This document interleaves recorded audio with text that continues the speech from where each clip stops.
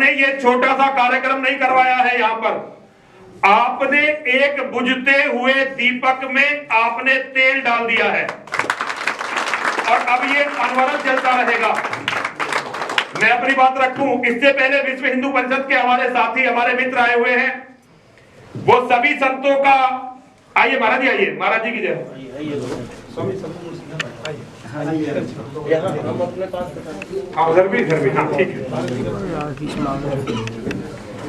विश्व हिंदू परिषद से पूरी टोली आई हुई है, राकेश जी आए हुए हैं और उनके सभी साथी आए हुए हैं। वो सभी संतों का सम्मान करना चाहते हैं। मैं राकेश जी से और उनके सभी साथियों से अनुरोध करता हूं कि वो सभी का सम्मान करें, सभी संतों का सम्मान करें। पहले तो सभी को माल्यार्पण कर दो। जी जी, चलो चलो चलो चलो।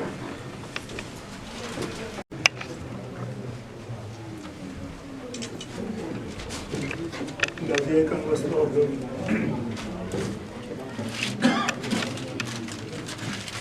हाँ जी, ले लो हमारा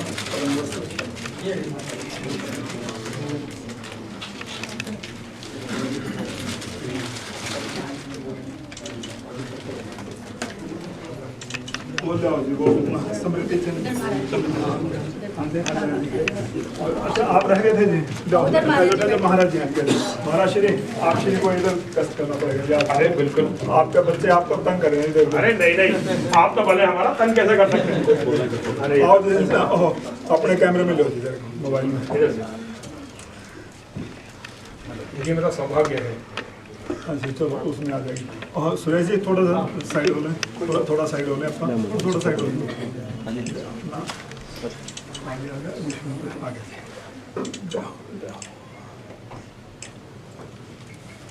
जय करे वीर बजरंगे, हर हर महादेव। जय हो आपकी, जय हो आपकी, जय हो आपकी। आओ जी।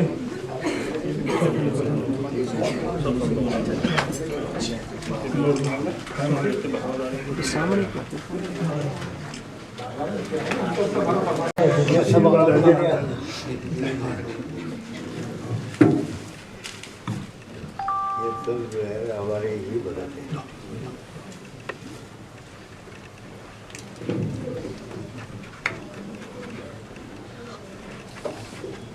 अंडे की गिराती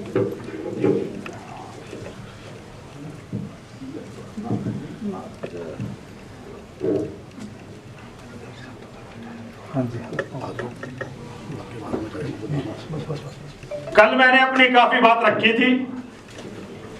आज केवल गीता के 3 श्लोक और उनका जो अर्थ मैंने समझा है, केवल वो अर्थ आपको बताना चाहता हूं। भगवान ने गीता में घोष किया है, यदा यदा ही धर्मस्य ग्लानिर्भवति भारत अभ्युत्थानम धर्मस्य तदात्मानं सृजाम्यहम् परित्राणाय साधूनां विनाशाय च दुष्कृताम धर्म संस्थापना अर्थाय संभवामि युगे युगे, संभवामि युगे युगे। परित्राणाय साधूनाम भगवान का घोष है। जब जब भी धर्म की हानि होती है, तब तब मैं आता हूं धर्म के उत्थान के लिए। और आगे भगवान करते क्या हैं? केवल अगर आपने ये सूत्र समझ लिया तो आप कभी पराजित नहीं होंगे।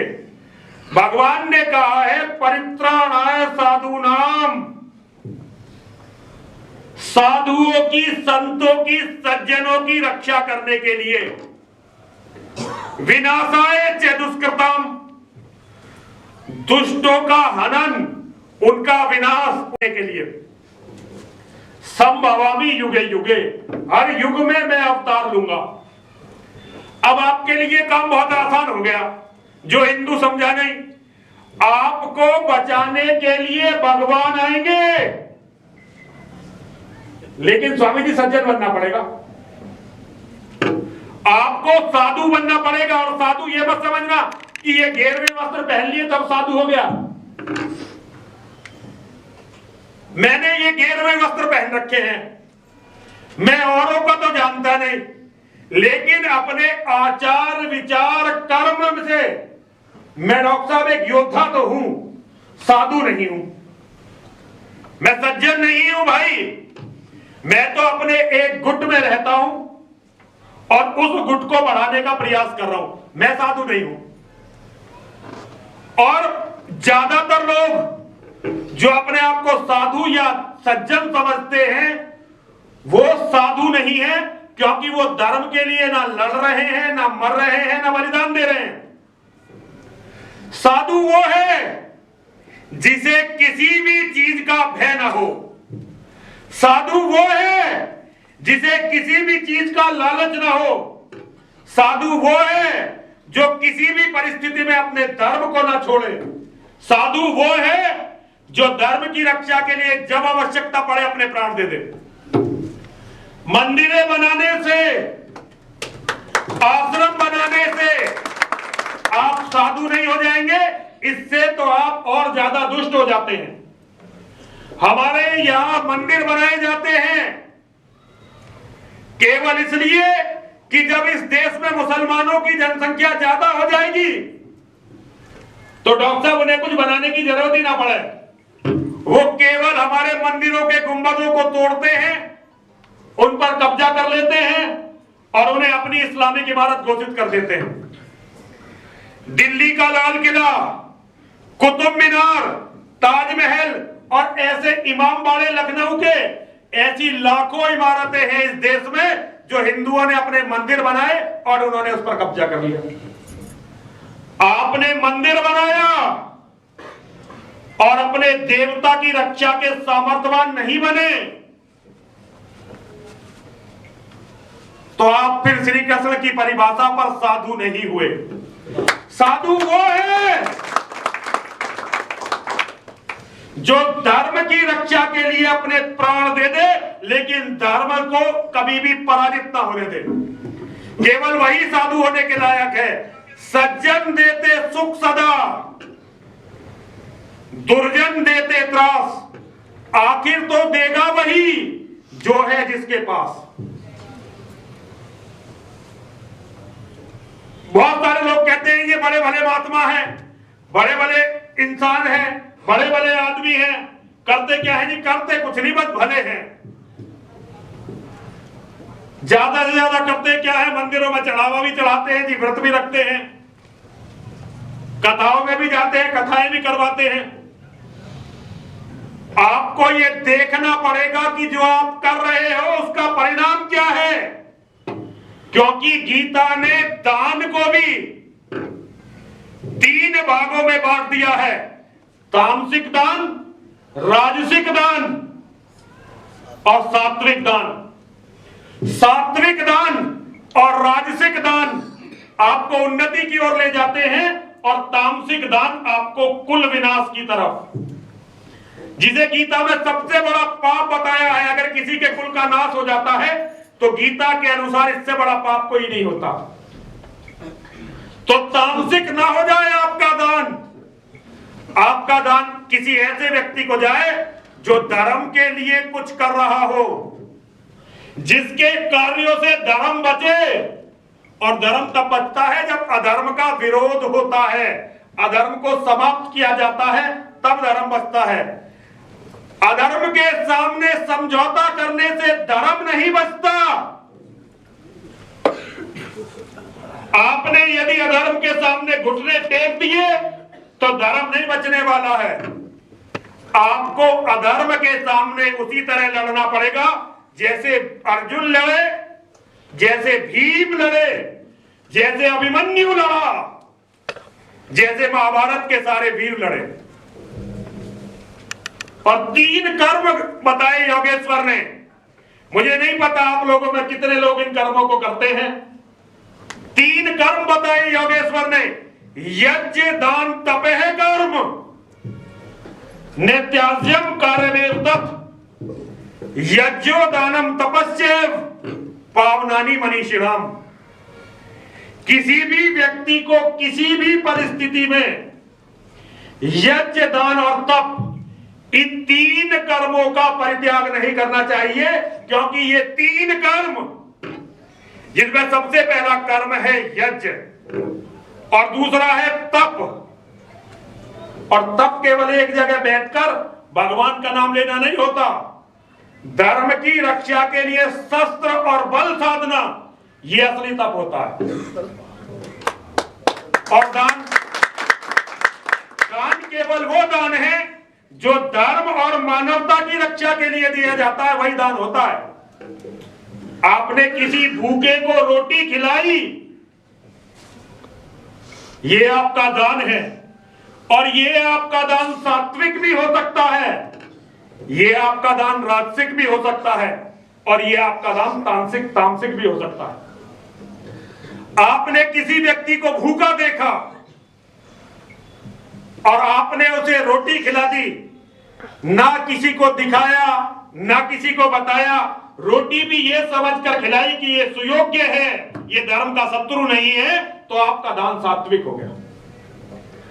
अब आपने दिखाने के लिए खिलाया कि भाई मैं भंडारा करता हूं, भूखे इकट्ठे किए और उन्हें खिला दिया, ये राजसिक हो गया। और आपने धर्म के शत्रुओं को खाना खिला दिया, जैसा कि आजकल हमारे ज्यादातर भंडारों में चलता है। कोई शनि के नाम का भंडारा, कोई हनुमान जी के नाम का भंडारा, सड़क पर करके भंडारा कर दिया। थोड़े से हिंदुओं ने खाया और ज्यादातर उन्होंने खाया जो कहते हैं ला इलाहा इल्लल्लाह मुहम्मदुर रसूल अल्लाह, जो कहते हैं कि हमारे मोहम्मद ने जिसे अल्लाह माना, उसके अलावा दुनिया में कोई पूजनीय है ही नहीं। और आपने यदि ऐसे लोगों को खिला दिया दान, तो ये तामसिक हो गया और ये आपके वंश विनाश का कारण बनेगा। अब आपको ये बातें बड़ी अजीब लग रही होंगी, क्योंकि जिनसे आपने पहले गीता पढ़ी है उन्होंने आपको ये बात तो बिल्कुल नहीं बताई होंगी। उनके तो आप आश्रमों में भी जाओ तो आप देखोगे कि ज्यादातर लोग मंदिर जो बना रहे हैं वो मुसलमान कारीगर हैं। ये इससे बड़ा धर्म का पतन नहीं हो सकता, इससे बड़ा धर्म का पतन नहीं हो सकता। जिस मंदिर में मुसलमान का हाथ लग गया, जिस भी धार्मिक कार्य में मुसलमान का हाथ लग गया, अब वो तामसिक हो गया और आपके विनाश का कारण बनेगा। हर हर महादेव। ये मेरी बातें बहुत अजीब हैं, लेकिन ये मेरी बातें बिल्कुल सच हैं। अगर आप इनका ध्यान रखेंगे तो आपकी जय होगी, आपकी विजय होगी, आपका धर्म बचेगा, आपका परिवार बचेगा। एक बात मेरी और, कल भी मैंने कहा था, आज भी मैं कह रहा हूं और हमेशा कहूंगा, आज के बाद आपके परिवार में कोई भी ऐसा बच्चा, आज के बाद पैदा होने वाला कोई भी बच्चा ऐसा मनहूस ना हो कि उसका कोई सगा भाई ना हो। दुनिया में वो बच्चा सबसे ज्यादा मनहूस होता है जिसका कोई सगा भाई नहीं होता, और उसका दोष उस बच्चे का कुछ नहीं है, उसके माता पिता के हीन कर्म है जिन्हें अब वो बच्चा और उसके बच्चे भुगतेंगे। किसी भी स्थिति में गर्भपात नहीं होना चाहिए। ये जो एबॉर्शन करवाती है ना मेरी बेटियां, मेरी बहनें, इससे बड़ा पाप धरती पर हो ही नहीं सकता। जिस दिन बच्चा गर्भ में आ गया उसी दिन से वो जीव हो गया, और उसकी हत्या से बड़ा पाप कुछ नहीं होता। आज की मेरी बात यही समाप्त हो गई है। अब मैं परम आदरणीय महंत राजेंद्रपुरी जी महाराज को बहुत बहुत साधुवाद, बहुत बहुत धन्यवाद देते हुए, बहुत बहुत आशीर्वाद देते हुए, आप सभी जो हमें सुन रहे हैं, आपको बहुत बहुत साधुवाद, बहुत बहुत धन्यवाद। जिन्होंने भी इस यज्ञ में किसी तरह का सहयोग दिया, मां और महादेव उनकी सभी मनोकामना पूरी करेंगे। हर हर